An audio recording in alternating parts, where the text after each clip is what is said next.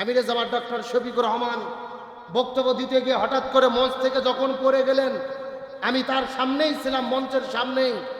তাকে মানুষ কতটা ভালোবাসে নিজে চোখে দেখে উপলব্ধি করতে পেরেছি।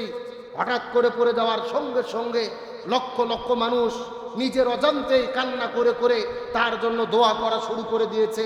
তার মানে বোঝা যায় বাংলাদেশের তৌহিদি জনতা অন্তর থেকে তাকে ভালোবাসা এবং জায়গা দিয়েছে। কথা বলেন ঠিক কিনা?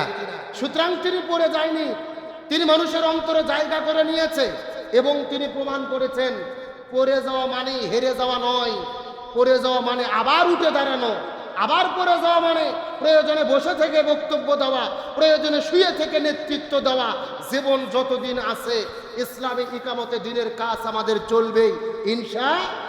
তবে ঘটনাটাকে কেন্দ্র করে কিছু কিছু ছেলে পেলে ফেসবুকে ভিডিও বানায়া আমিরে জামাত যেভাবে পড়ে গেছেন সেই রকম অভিনয় করে ভিডিও করে টোল করে ফেসবুকে ছেড়ে দিচ্ছে।